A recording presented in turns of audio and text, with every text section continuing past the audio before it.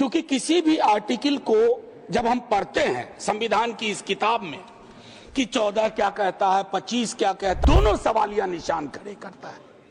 ये महत्वपूर्ण है। चिंता इस बात की नहीं है, अभी चुन के आए हैं, हम भी चुन के आए हैं, लेकिन चुन के आने नहीं हुआ करता।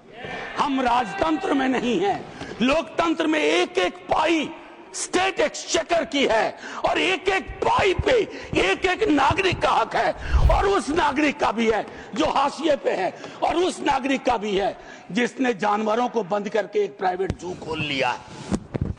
ये ओरमा ग्रुप, जो सोचता है वो करता है। आपके अपने सपनों का आशियाना। धन्यवाद। श्री मनोज कुमार झा। शुक्रिया माननीय वाइस चेयरमैन साहब। सुकून भी है, अच्छे माहौल में बातचीत हो रही है, और आप वहां हैं तो आपके पास अग्निशामक यंत्र भी रहता है आग बुझाने के लिए, ये मैंने महसूस किया है। माननीय उपसभापति महोदय, इस विधेयक पर अपनी आपत्तियां और अपनी आलोचना माननीय मंत्री जी के समक्ष रखूंगा। बिल के मसौदे पे बिंदुवार आऊंगा, लेकिन उससे पहले मैं चंद बातें रखना चाहता हूं। वो ये है माननीय वाइस चेयरमैन साहब, क्योंकि किसी भी आर्टिकल को जब हम पढ़ते हैं संविधान की इस किताब में कि 14 क्या कहता है, 25 क्या कहता है, 26 क्या कहता है, उसकी इबारत पढ़ने से पूर्व कॉन्स्टिट्यूएंट असेंबली की डिबेट को देखना चाहिए कि उस आर्टिकल के बनने में किस तरह के विचार आए थे। संभवतः माननीय मंत्री जी अगर आर्टिकल 26 ABC की पूरी प्रस्तावना को, उस डिबेट को पढ़ते तो शायद उनका काम एक नॉन स्टैट्यूटरी बॉडी से भी चल जाता, बशर्ते इसके कि इस तरह की चीजें लाएं। आज के आपके समक्ष जब बोल रहा हूं, मेरे पार्टी के राष्ट्रीय अध्यक्ष एम्स में इलाजरत है, लेकिन वो गौर से देख रहे होंगे। कल उनके एक वीडियो को कट करके खूब चलाया गया। सर, पूरा संवाद तो देखिए, और अगर उन्हीं को चलाना है तो उनकी तो न्याय, सामाजिक सौहार्द के बारे में इसी पार्लियामेंट में बहुत सारी स्पीचेज हैं, उसको सुना जाए। बहरहाल सर, मैं क्यों कह रहा था आर्टिकल के बनने की बात, होता यूं है सर, यूनिफॉर्म सिविल कोड पे बहुत चर्चा हुई, आर्टिकल 44, लेकिन कहा कि देश का माहौल तकसीम के बाद, पार्टीशन के बाद, बंटवारे के बाद ट्रस्ट डेफिसिट था समुदायों के बीच में, तो उसको सेल्व किया गया, डायरेक्टिव प्रिंसिपल्स में रख दिया गया। जैसे संपत्ति के बंटवारे की बात, आय के असमान वितरण की बात भी डायरेक्टिव प्रिंसिपल्स में आई, 38(2) एंड 39 क्लॉज C। मैं जानता हूं आज दोनों ही पक्ष आए हैं तैयारियों के साथ, हम गर्दनों के साथ हैं, वो आरियों के साथ।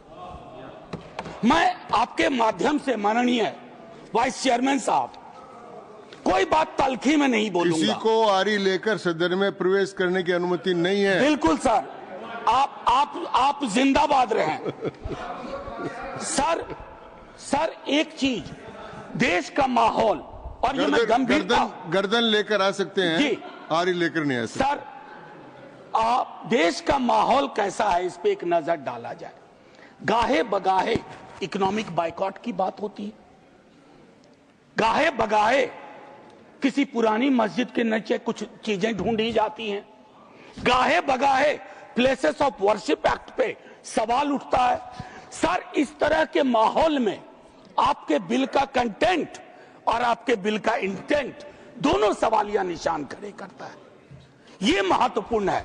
चिंता इस बात की नहीं है, अभी चुन के आए हैं, हम भी चुन के आए हैं, लेकिन चुन के आने के बाद बहुमत विजडम की गारंटी नहीं होता है।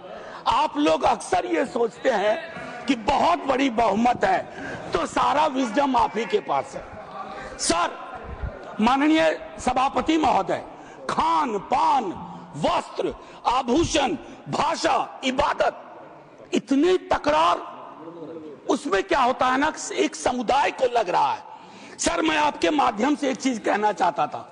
मेरी भतीजी ने मुझसे, मुंबई अभी गया था, पूछा काका मार्जिन क्या होता है, तो मैंने उसको बताया कि बचपने से हम लोगों को कॉपी में मार्जिन छोड़ने के लिए बताया जाता है, हाशिया।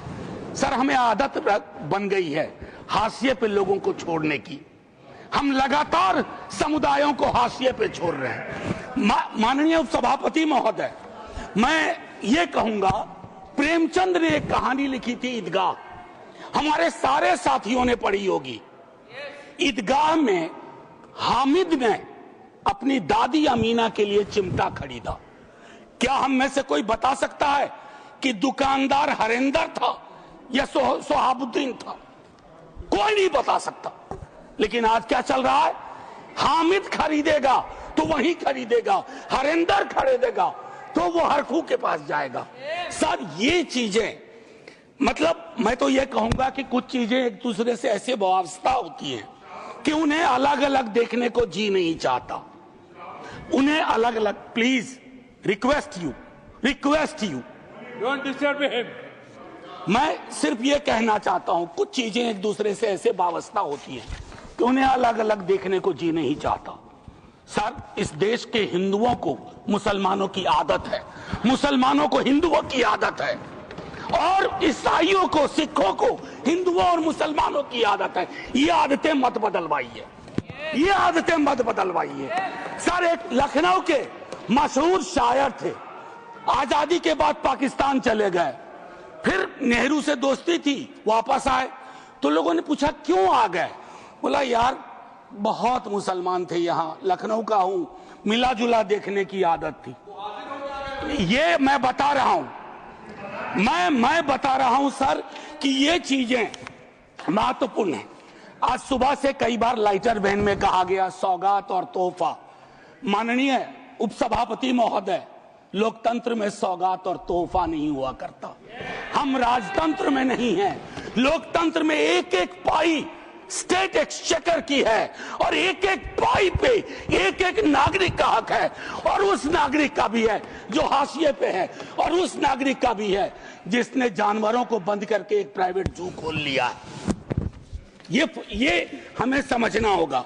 माननीय उपसभापति महोदय, कल मैं माननीय गृह मंत्री जी को सुन रहा था।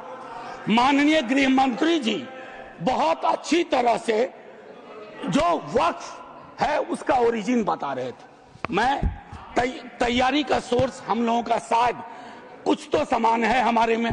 तो वक्फ जो है अरबिक का शब्द है, वक्फा से निकला, मान लिया, और इसका मतलब है कि रिलीजियस, जो पवित्र कोई काम हो, दान हो, धार्मिक काम हो, उसमें इसका इस्तेमाल हो।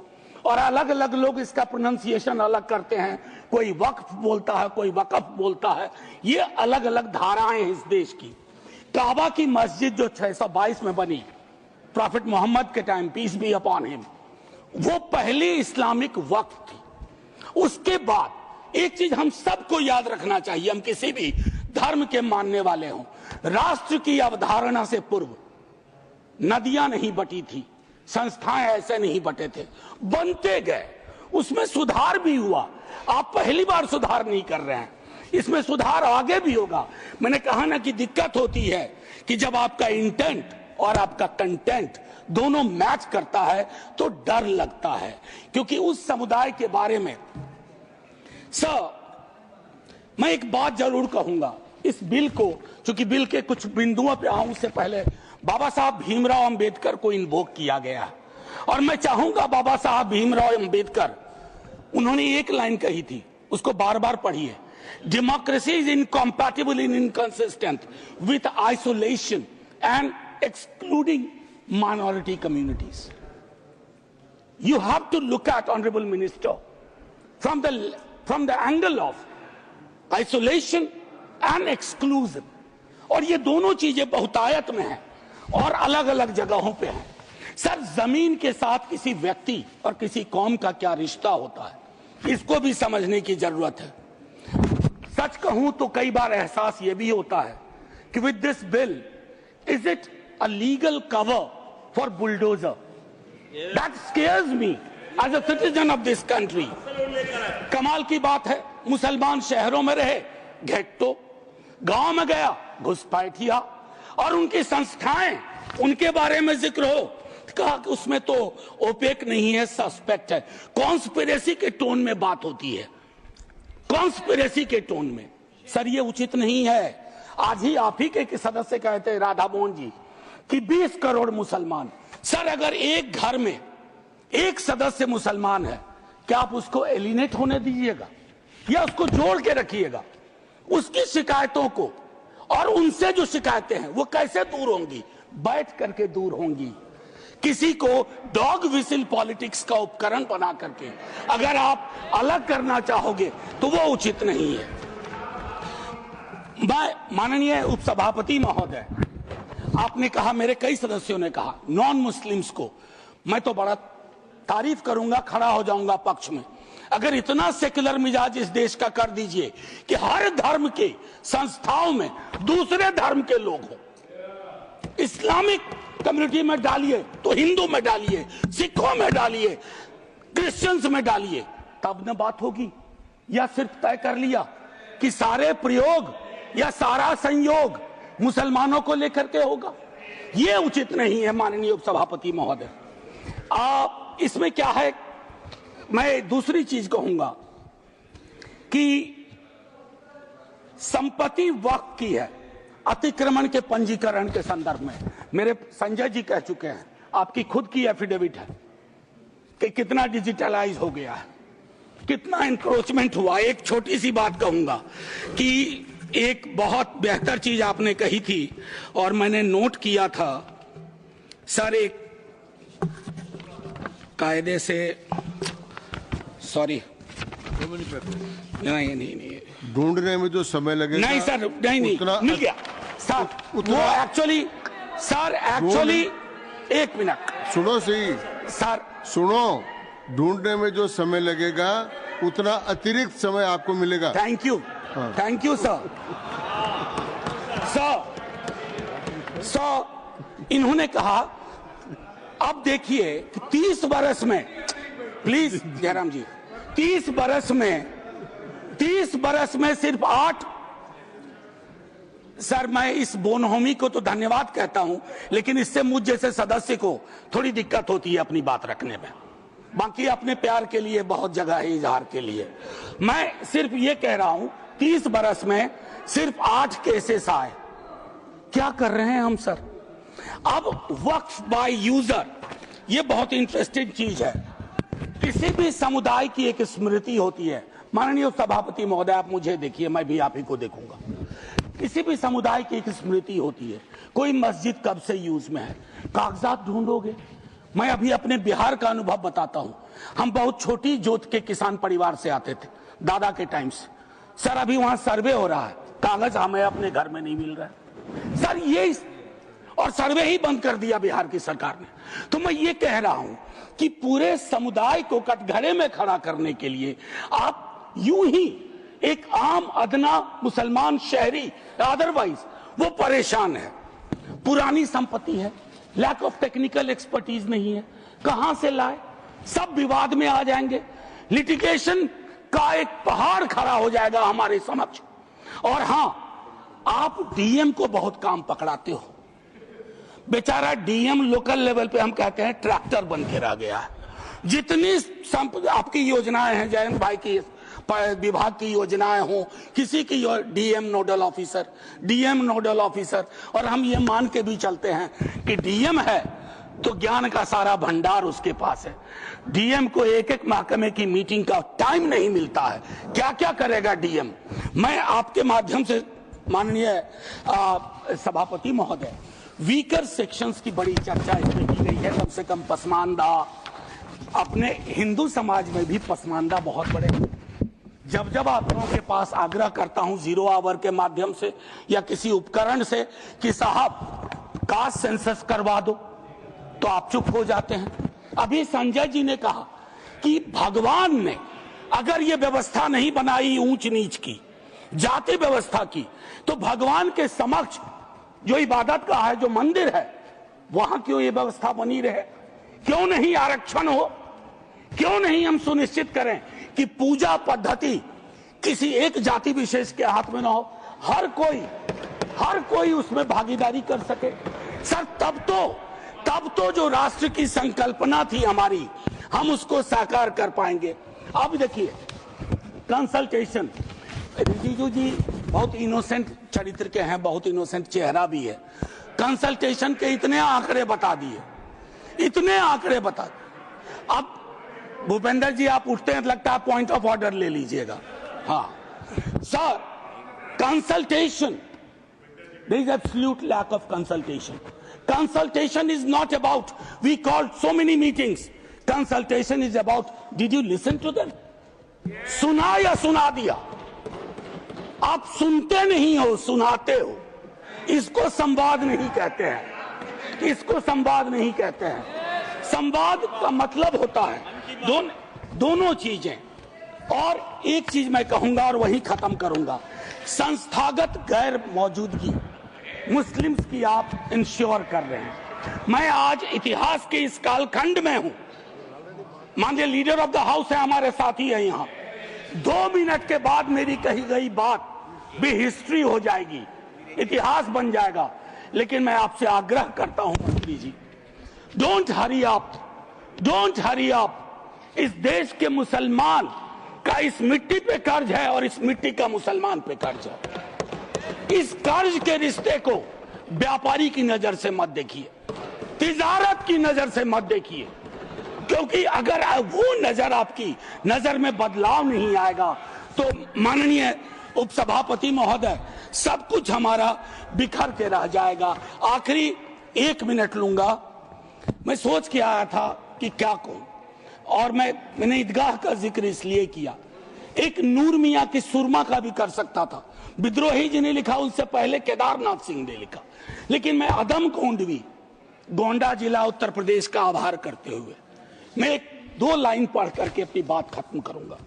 हिंदू या मुसलमान के एहसासात को मत छेड़िए, अपनी कुर्सी के लिए इस जज्बात को मत छेड़िए। हम में कोई हुण, कोई शक, कोई मंगोल, पता करना बड़ा मुश्किल है कौन कहां से। हम में से कोई हुण, कोई शक, कोई मंगोल दफन है जो बात, अब उस बात को मत छेड़िए। गलतियां बाबर की थी, जुम्मन का घर फिर क्यों जले। ऐसे नाजुक वक्त में हालात को मत छेड़िए। है कहां हिटलर, हलाकू जार या चंगेज खां, मिट गए सब, कौम की औकात को मत छेड़िए। छेड़िए एक जंग, छेड़िए एक जंग, मिलजुल कर गरीबी के खिलाफ। दोस्त मेरे मजहबी नगमात को मत छेड़िए। हाथ जोड़ के कहता हूं सर, इसको फिर से कंसल्टेशन के लिए भेजिए और एग्जीक्यूटिव के डिसीजन को कमतर करिए, एग्जीक्यूटिव के डिसीजन को, इन्फ्लुएंस को कमतर करिए। और पूरी दुनिया नॉमिनेटेड से इलेक्टेड पे जा रही है, आप इलेक्टेड से नॉमिनेटेड पे जा रहे हो। नॉमिनेटेड लोग बड़े खतरनाक होते हैं, ध्यान रखना सर। जय हिंद सर। धन्यवाद मनोज जी। आपके सपनों को हमने सजाया है, ई होम्स पैनोरमा को हमने बनाया है। ई होम्स मेरा एक सपना था जिस पे मैं पिछले 4 साल से काम कर रहा था। हमने जो बनाया है वो सबने है माना। ई होम्स पैनोरमा में हो आपका भी आशियाना। और फाइनली हमने 2021 में इस प्रोजेक्ट को लॉन्च किया। बहुत लोग अप्रिशिएट कर रहे हैं कि पूर्णिया जैसे शहर में, बिहार के, एक तो बिहार की बात करें उसमें भी पूर्णिया जैसे छोटे जगह में इस तरह का लाइफस्टाइल देना, ये सुन के हम लोगों को बहुत अच्छा लगता है। ई होम्स में हमने कुछ और भी किया है, जैसे हम जिस जगह में रह रहे हैं हमारे फैमिली सिक्योर हो, उनको सिक्योरिटी का ध्यान में रखा है। आपकी सुविधा और सुरक्षा आपके लिए खास है, ये आपका विश्वास है। इसमें आर्टिफिशियल इंटेलिजेंस का 7 लेयर सिक्योरिटी का हमने इस्तेमाल किया है। लस ग्रीन कैंपस को बनाया है, यदि हमारा बाउंड्री वाल है तो वो वर्टिकल गार्डन है। ये जितनी भी फैसिलिटी होता है एक इंटरनेशनल टाउनशिप में ई होम्स है, ये हम लोग विश्वास नहीं कर पा रहे हैं। जो भी हमारे मित्र, दोस्त या जो भी हमारे बाहर के बाहर आते हैं तो हम लोगों को बहुत अच्छा सुनने को मिलता है और बहुत अच्छा क्रेडिट मिल रहा है। वो सारा हमने सिर्फ एक बिल्डिंग नहीं बनाया, हमें एक बहुत अच्छा लाइफस्टाइल दिया ई होम्स में, और मेरा एक सपना था जिसको मैं आज फुलफिल होते हुए देख पा रहा हूँ। ये आपका आवास है। ई होम्स पैनोरमा में अब आपका निवास है। E homes panorama, luxurious lifestyle redefined. Panorama group, जो सोचता है वो करता है। अगर ये वीडियो पसंद आई और वह बिहार के राजनीति और बिहारियत से सरोकार रखेनी तो सब्सक्राइब बटन दबा के चैनल के सब्सक्राइब कर ली। ओजे एगो घंटी बा, ओकरा बटन दबा देला से कुल सटीक और मारक खबर रुआ मुफ्त में मिल जाई। अगर रुआ पत्रकारिता के हमनी के नया प्रयोग में सहयोग कर चाहतानी तो ज्वाइन बटन दबा दी। पेटीएम नंबर नोट कर ली 938681